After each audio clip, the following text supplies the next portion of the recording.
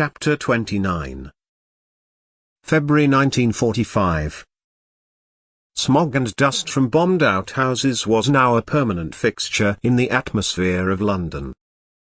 Not that Josephine ventured much out of the smart Baker Street district. Henry had also given her money that he claimed had been her wages he had kept for her.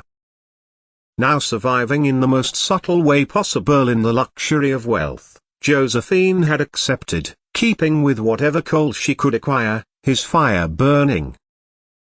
She would pay him back, somehow. Whatever came of the next 6 months. Doodlebugs smashed through London's streets, but had thankfully avoided the smarter areas of the capital. They had designs on such places. The Nazis a broken bar. They needed somewhere to live when they invaded a broken bar. A broken bar. Urban clearance directed by Spur. A broken bar.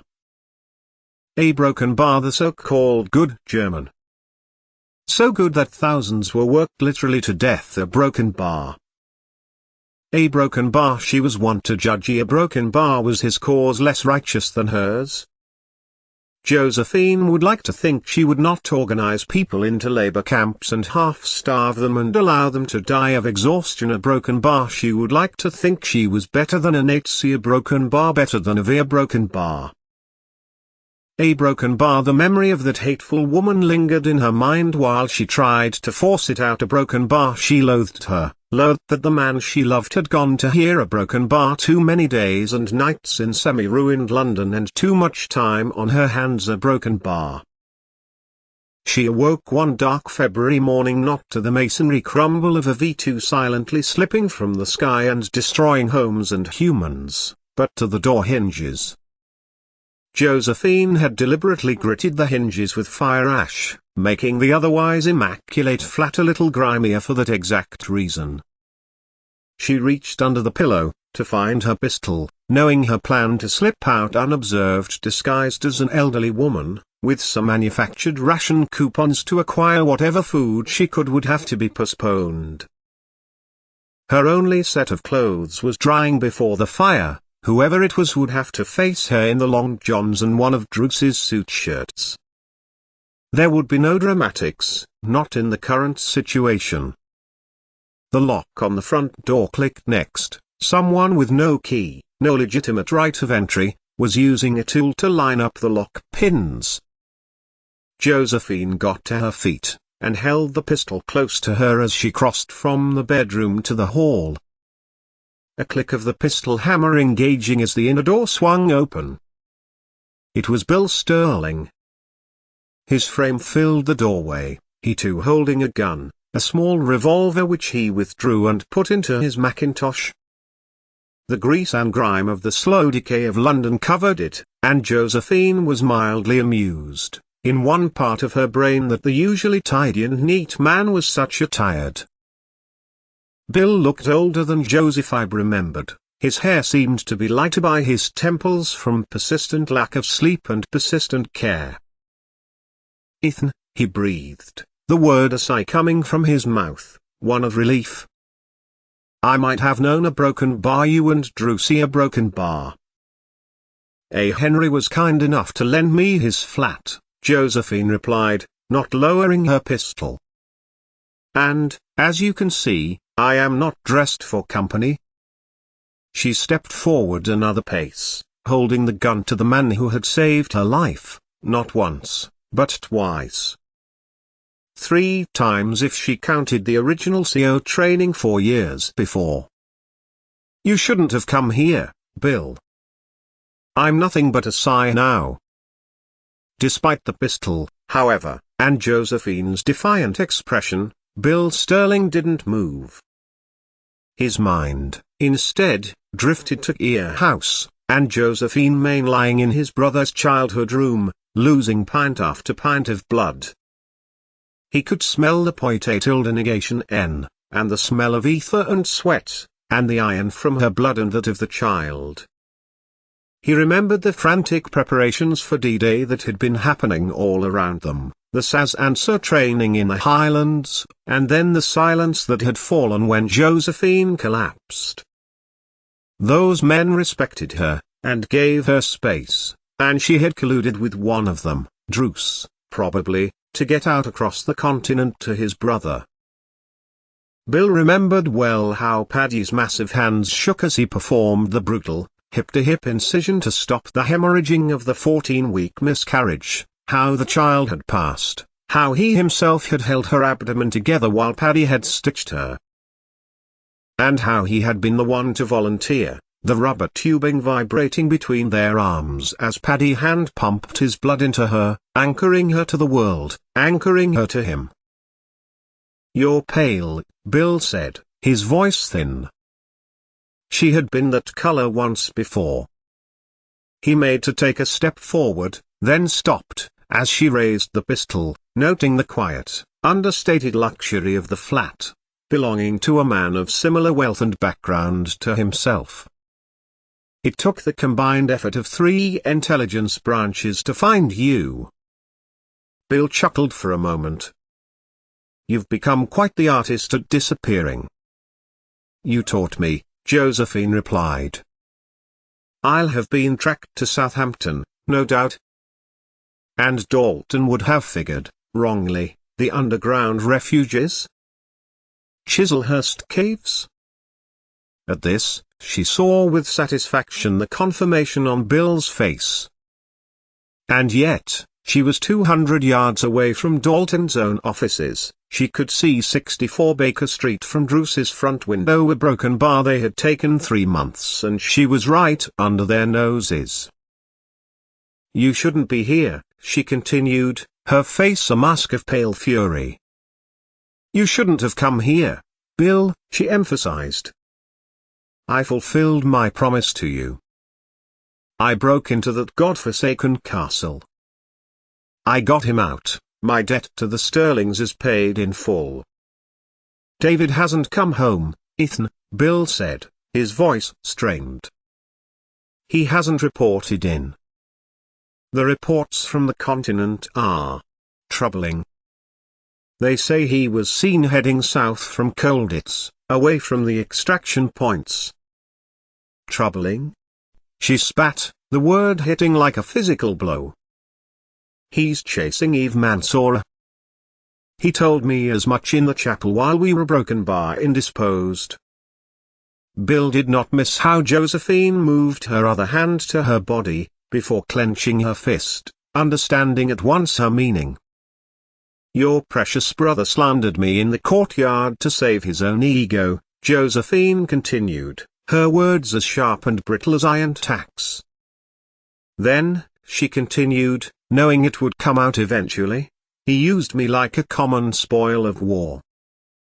He took the maps I bled for, a broken bar that I painstakingly organized for Colditz parcels, and then he ran off into the night to find a traitor. He left his fellow officers, Bill. He left the SAS, his own regiment, to their fate. He left me." Bill flinched at the raw venom in her voice. "He's my brother, Ethan. I thought perhaps ... that you had gone with him.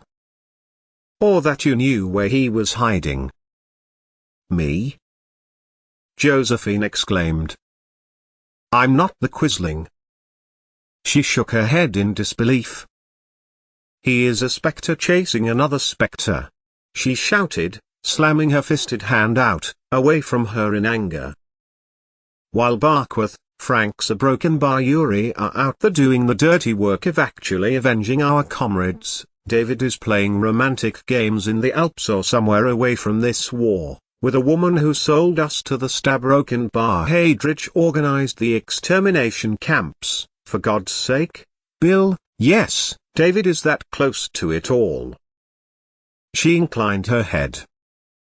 "Your brother has taken everything I had." She raised her hand to her head. "So now I have nowhere left to go but to the end of this trail. And perhaps, after all this is over, Henry might let me stay here." Bill looked at her, truly looked at her, noticing for the first time how she held herself with a protective way, her arm crossed her middle, the exhaustion that went deeper than just the war.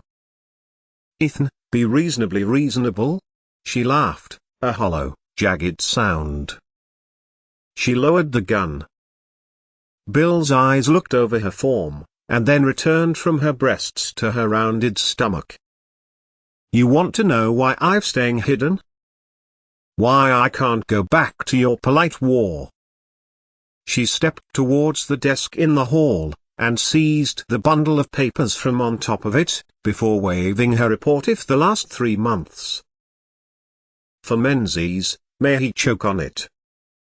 You stayed hidden for that?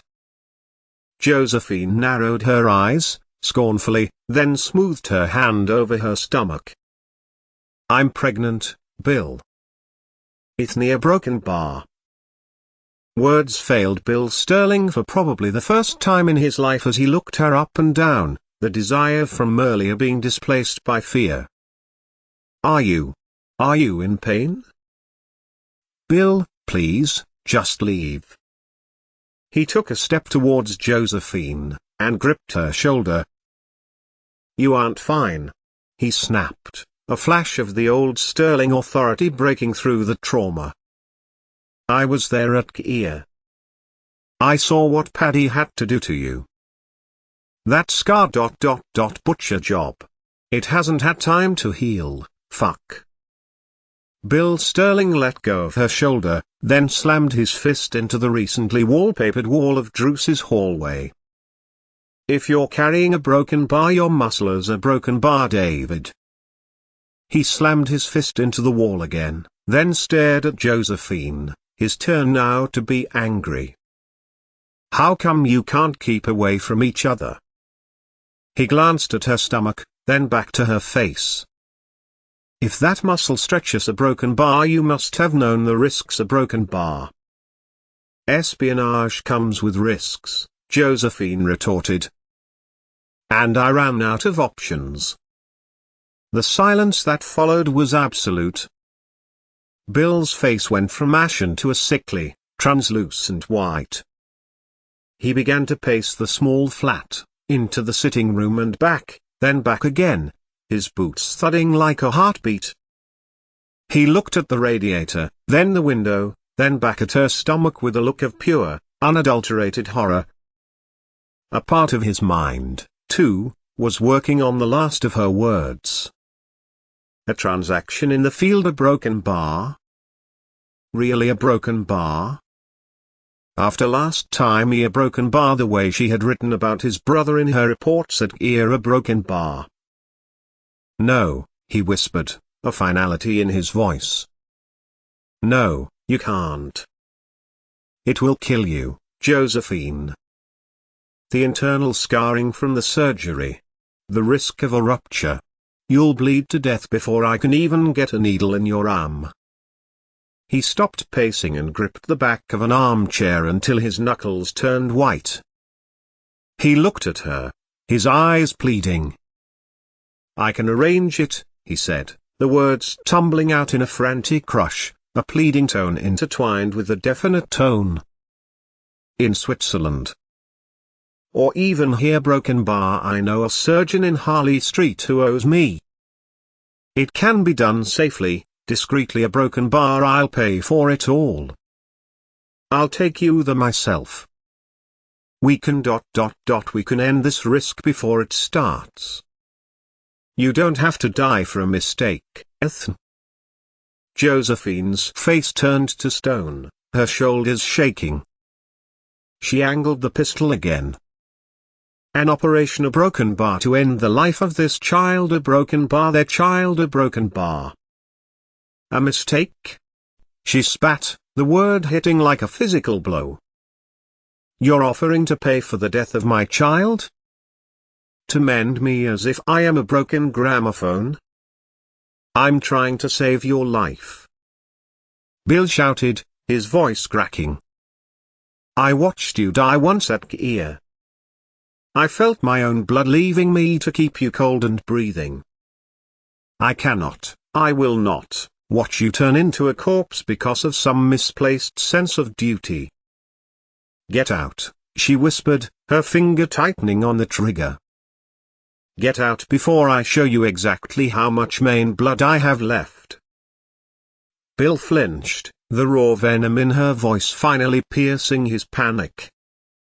He looked at her, fierce, lonely, and terrifyingly fragile, and the cold, secondary gear of his mind clicked into place.